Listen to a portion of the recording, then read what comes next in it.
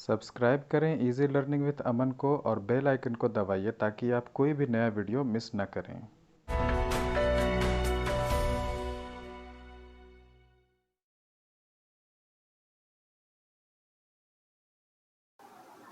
Hello students, कैसे हैं आप लोग।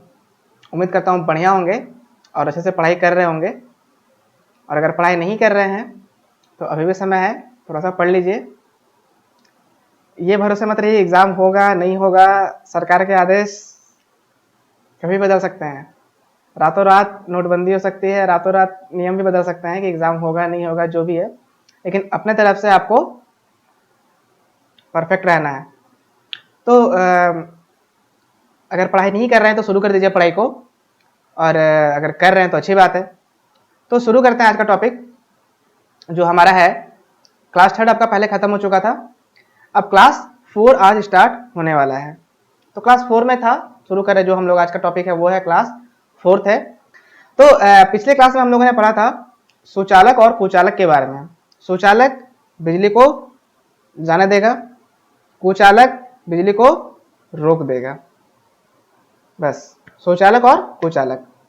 तो अब क्या है कि आज हम लोग थोड़ा सा डिटेल में पढ़ेंगे। थोड़ा डिटेल मतलब क्या, उसका थोड़ा सा एक्सप्लेनेशन कि भाई अच्छा सुचालक है तो भाई कैसे सुचालक है, क्या है नहीं है। कुचालक है तो उसमें भाई क्या क्या उसके कैटेगरी हैं, वो किस किस प्रकार से अवेलेबल है, हमारे किस किस काम में आ सकती हैं, किस किस रूप में वो हमें अपने आसपास दिख रही हैं। ठीक है, तो सबसे पहले हम लोग बात कर लेते हैं। यहाँ पे ध्यान देंगे आप, क्लास 4 चल रहा है आपका आज का। ठीक है, क्लास 4 के नोट्स को आपको ध्यान में देना है। तो सबसे पहला है सुचालक के प्रकार। तो सुचालक के प्रकार का मतलब क्या हो गया कि सुचालक कितने प्रकार के हैं। 3 प्रकार के हैं, ठोस रूप में, तरल रूप में और वायु के रूप में, सॉलिड, लिक्विड एंड गैस। तो ठोस के रूप में कौन कौन से हैं, सिल्वर है, कॉपर है, गोल्ड है, एल्यूमिनियम है और ब्रास है। ठीक है। लिक्विड के रूप में कौन कौन से हैं, copper sulphate, silver nitrate, ammonium chloride, sulphuric acid. इसको आप देखिएगा अपने अपने दैनिक लाइफ में, जो बैटरी वगैरह रहती है उसमें शायद H2SO4 हम लोग HCl के साथ डालते हैं, इसको हम बोलते हैं सल्फ्यूरिक एसिड। ठीक है। और जो गैसेस के रूप में रहती हैं आर्गन, नियन और हीलियम।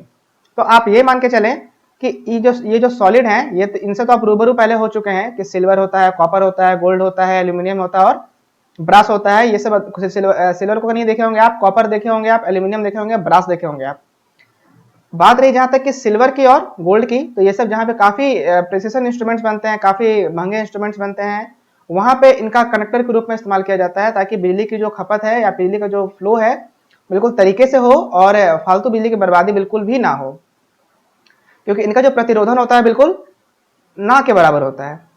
अब आपको हम दो चीजों से रूबरू करा दें, लिक्विड और गैसियस।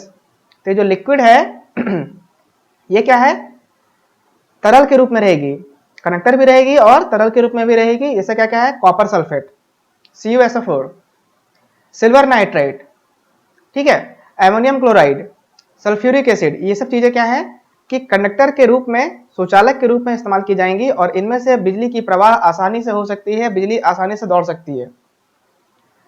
तीसरी वाली है गैसियस, मतलब वायु के रूप में। वायु मतलब समझ रहे हैं ना, हवा, वायु, आर्गन, नियन और हीलियम। तो ध्यान देंगे आप कि परीक्षा के मद्देनजर ये दोनों बहुत जरूरी इंपॉर्टेंट चीजें हैं कि इन ये सारे के सारे चारों और ये तीनों ये आपको याद होने चाहिए। अगर एग्जाम में या फिर इंटरव्यू में पूछ दिया जाता है कि कोई भी वायु के रूप में या फिर गैसियस कनेक्टर या फिर वायु रूप में सुचालक का एग्जाम्पल बताएं, तो आपको आर्गन, नियन और हीलियम बताना है। ठीक है, कौन कौन से हैं, आर्गन, नियन और हीलियम। ठीक है, तो अब हम लोग आते हैं कुचालक के प्रकार पे। ठीक है, तो यहाँ पर तो यहाँ तक तो क्लियर हो गया कि आपका क्या क्या था, सुचालक के प्रकार थे। ठीक है, सुचालक मतलब क्या होगा, जो बिजली को अलाउ कर रहा है। तो ये सब चीजें जितने आप देख रहे हैं, ये सब क्या करेंगी, बिजली को अलाउ करेंगी कि वो आसानी से प्रवाह कर जाए। क्या करेंगी, आसानी से प्रवाह कर जाए। ठीक है, अब क्या है कि कुछ चीजें हैं जो कि अब क्या करेंगी कि प्रवाह होने से रोकेंगी। उसको क्या बोलते थे हम लोग, कुचालक। क्या बोलते थे उसको हम लोग, कुचालक। ठीक है, तो कुचालक में क्या हो जाता है हमारा, जैसे कि आप देख रहे होंगे यहाँ पे कि 3 प्रकार के होते हैं कुचालक। ठीक है, सबसे पहला है कठोर मतलब सॉलिड, दूसरा है लचीला, दूसरा है लचीला मतलब फ्लेक्सिबल, और तीसरा है तरल मतलब लिक्विड। ठीक है, तो कठोर से हम लोग रूबरू हो चुके हैं। कठोर सबको पता ही होगा, मार्बल हो गए, स्लेट हो गए, पोर्सिन हो गई, ग्लास हो गई, ये सब क्या है आपके कुचालक हैं। अब क्या है कि तरल से थोड़ा सा हम लोग को अनजान है और इस फ्लेक्सिबल से थोड़ा सा हम लोग अनजान है। हालांकि जो फ्लेक्सिबल है कहीं ना कहीं आप देखे ही होंगे, लेकिन जो तरल है ना, ये क्या है, थोड़ा सा नया है और थोड़ा सा अनोखा है, जो कि इसको आप अभी देखने वाले हैं। ठीक है, तो सबसे पहले हम लोग इसको डिस्कस कर देते हैं यहाँ पे कि आपकी जो कठोर है उसमें आती है मार्बल। मार्बल मतलब पता है ना, जो घरों में जमीन पर लगा हुआ है, फर्श पर लगी हुई है मार्बल, स्लेट, सब ये दोनों आपके पत्थर के कैटेगरी में आ जाती हैं। पोर्सलेन क्ले, पोर्सलेन क्ले का मतलब क्या हो गया, जो आप देखते होंगे ना, जो बिजली के पोल वगैरह में जो ब्लैक कलर की लगी रहती है, वो आपकी होती है पोर्सलेन क्ले कहती है, वो पोर्सलेन क्ले की बनाई जाती है। और ग्लास शीशा। लचीले में कौन कौन से आ जाते हैं, कॉटन मतलब रुई, कॉटन बोल सकते हैं, कपड़ा बोल सकते हैं, रबर हो गए आपके, पेपर हो गए और माइका भी हो गए। ये सब क्या है आपके लचीले कैटेगरी में आते हैं। और तरल में कौन कौन सा आ जाता है, ट्रांसफार्मर ऑयल। क्या है, ट्रांसफार्मर ऑयल। ट्रांसफार्मर में जो एक तेल जलता है वो क्या होता है आपका कुचालक होता है।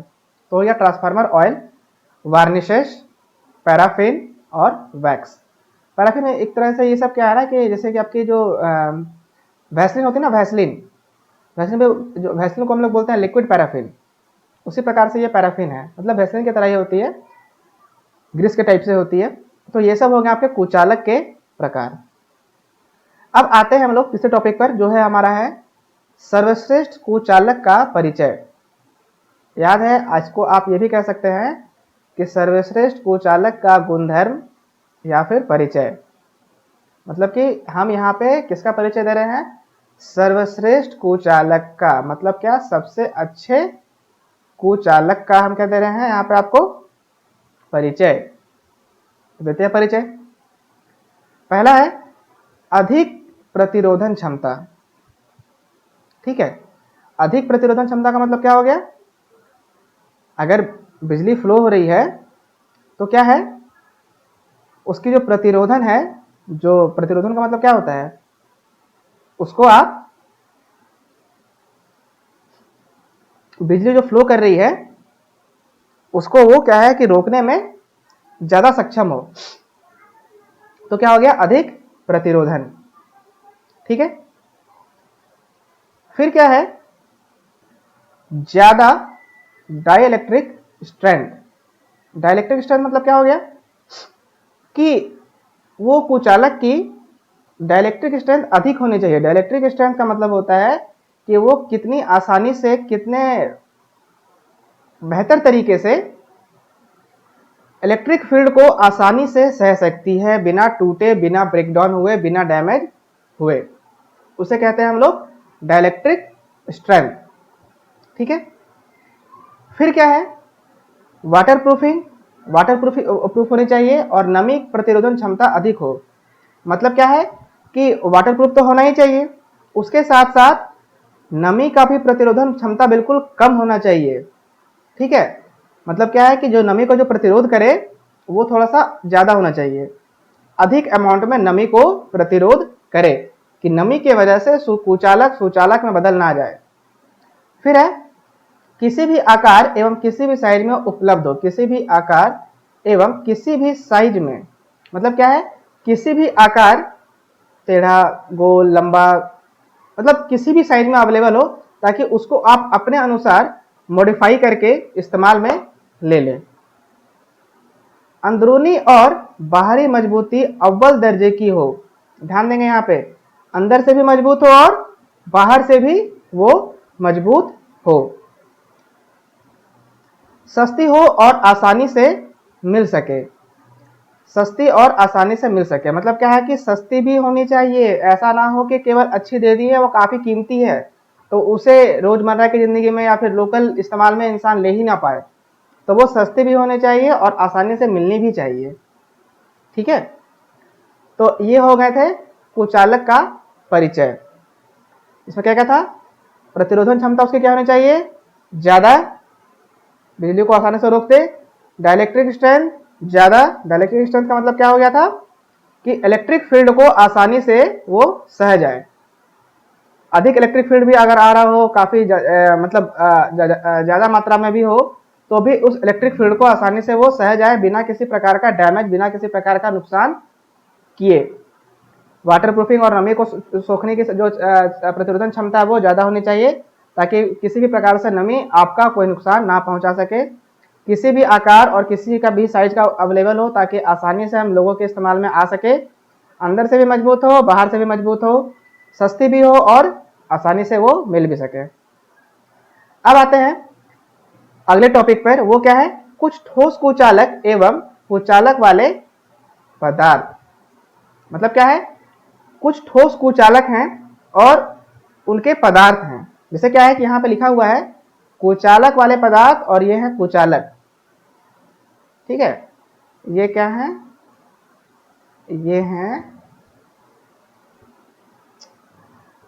हैं आपके कुचालक। ठीक है, तो ये है पदार्थ और ये है वैसे कुचालक। तो पहला क्या है आपका? है मिनरल इंसुलेटर। ये इस पदार्थ से क्या बनता है? Mica, marble, slate, vitreous material, glass, quartz, porcelain. Rubber material से rubber, vulcanised rubber. Wax and compound से पैराफिन वैक्स और बिटुमिन। फाइब्रस मटेरियल से asbestos, paper, wood, cotton, silk, tapes. और सिंथेटिक प्रोडक्ट से बेकेलाइट, शेला, ट्रांसफार्मर ऑयल। ध्यान देंगे, इस पूरे के पूरे टेबल को आपको अच्छे से याद कर लेना है, क्योंकि एग्जाम में इससे सवाल आएंगे ही आएंगे कि मिनरल इंसुलेटर वाले पदार्थ से किस तरह के कुचालक का निर्माण किया जाता है। वहाँ पे दे देंगे आपको 4 ऑप्शन, माइका, ग्लास, रबर और पैराफिन। तो आपको यहाँ पे अगर ये टेबल याद रहेगा तब आप उसको बना पाएंगे। जैसे कि देखेंगे माइका क्या है। ये रहा आपका माइका। माइका आपको अगर मैं बता दूं देखने कहाँ मिलेगा आपको, पहले के ज़माने में जो आते थे आपके बड़े बड़े, वो क्या बोलते हैं उसे आप, प्रेस, इलेक्ट्रिक प्रेस, आयरन। उसके अंदर एक होती थी, अंदर से एक होती थी पत्ती, फिलामेंट या जो भी थी। तो शायद ये जो वो जो थी ना, वो फिलामेंट वो इसी माइका की बनी हुई रहती थी। कितना भी गर्म हो जाता था लेकिन वो टूटता नहीं था जब तक कि उसको आप हाथ से दबा करके चूर ना कर दें। आपको याद आ रहा होगा, अगर आपने आयरन वगैरह को खोला होगा तो आपको में भी याद हो। ये थी आपकी माइका। फिर थी आपकी मार्बल, जो कि यहाँ पर आप देख पा रहे हैं, मार्बल घरों में लगा रहता है मार्बल वगैरह। ग्लास, ग्लास यहाँ पर देख रहे होंगे आप। कभी देखा इस तरह की? इलेक्ट्रिकल वाले तो कहीं ना कहीं देखे होंगे, फिटर वाले नहीं देखे होंगे। इस तरह की जो आपकी होती है कुचालक, इंसुलेटर, ये हो गए ग्लास। ये हो गई क्वार्ट्ज। क्वार्ट्ज क्या है? क्वार्ट्ज एक प्रकार का पत्थर है। ठीक है, क्वार्ट्ज क्या है? एक प्रकार का पत्थर है जिसकी हार्डनेस सबसे ज्यादा होती है। हार्डनेस मतलब क्या हो गया? कठोरपन। अगर आपको ध्यान हो तो बता दूं, सबसे हार्ड जो आपका होता है वो होता है सैंड, बालू। किसी चीज में खरोंच अगर आपको लगाना है, उस पर अगर आप ब्लेड भी कतर दिए, खरोंच अगर नहीं लग रहा है, चुटकी भर बालू ले, रख करके रगड़ दें, देखिए तुरंत खरोंच लग जाएगा। क्योंकि जो बालू है उसकी हार्डनेस बहुत ज्यादा है। ठीक है, और ये जो क्वार्ट्ज है इसकी हार्डनेस भी जो है वो उसी बालू के प्रकार से कुछ होती है, काफी हार्ड होता है ये। फिर आया पोर्सलेन, देखा होगा आपने इलेक्ट्रिकल वाले अपनी किताबें वगैरह में, इस प्रकार की इंसुलेटर बनी रहती है। फिर आपका है वल्कनाइज्ड रबर। ये कहाँ पे देखा आपने?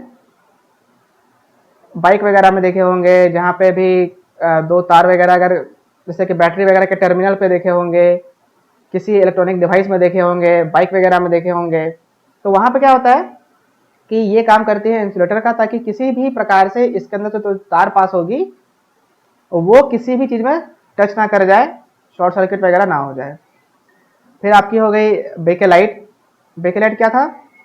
आपके जो घर में जो प्रेशर कुकर है ना, उस प्रेशर कुकर की जो हैंडल है वो होती है, बनी होती है किससे? बेकेलाइट की।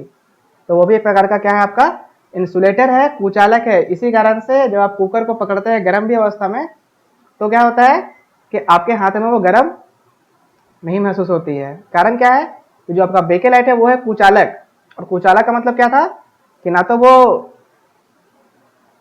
बिजली के प्रभाव को पार होने देगा और ना तो वो उष्मा के प्रभाव को वो पार होने देगा। ठीक है, तो ये हो गए बेकेलाइट। तो अब यहाँ पे क्या है कि आपको इस चीज का ध्यान देना है कि आज जितने टॉपिक्स हमने कवर किए हैं वो कौन कौन सी चीजें हमने कवर कर रखा है।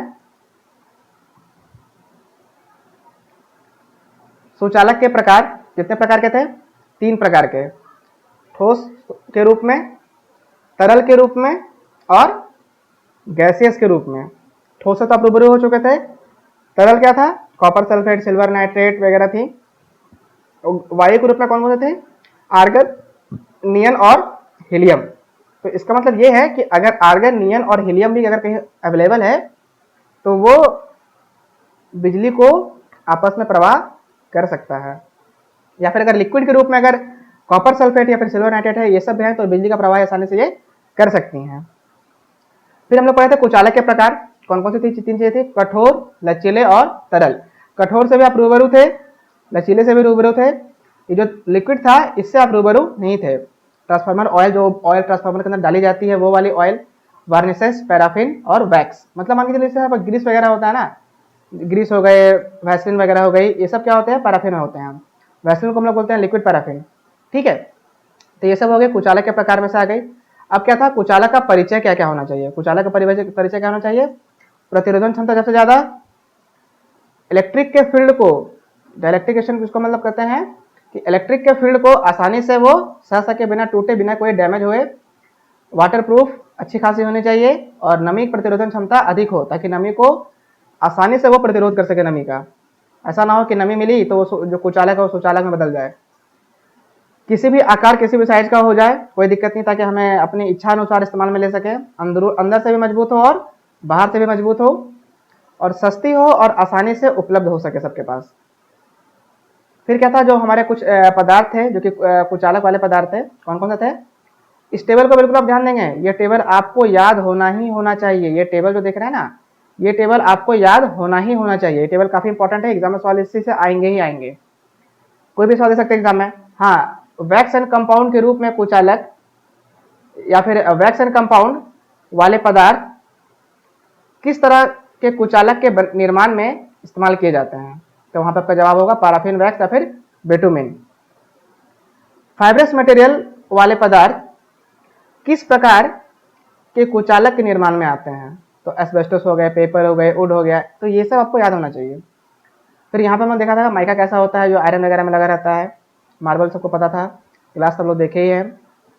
क्वार्ट्ज एक प्रकार का पत्थर था जो काफ़ी हार्ड हुआ करता था, पोर्सलेन मटेरियल से ये बना हुआ होता था। आपका जो होता है इसको हम लोग कहते हैं आपका इंसुलेटर। पोल वगैरह पे अगर आप देख लेंगे तो आपको देखने को मिल जाया करेगा वल्कनाइज्ड रबर और बेकेलाइट। तो आज का जो टॉपिक है यहाँ तक हम लोग रखते हैं।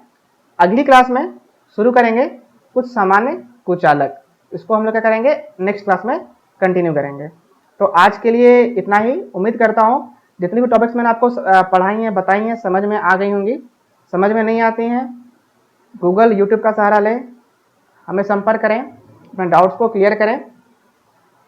लेकिन हाँ, टॉपिक्स को क्लियर कर लें, बात के लिए ना छोड़ें कि हाँ कल समझ लेंगे, परसों समझ लेंगे, बाद में समझ लेंगे। आज अगर वीडियो जा रही है तो आज ही आपको समझ लेना है। एनी हाउ कोई डाउट हो तो उसको भी आज ही क्लियर कर लेना है।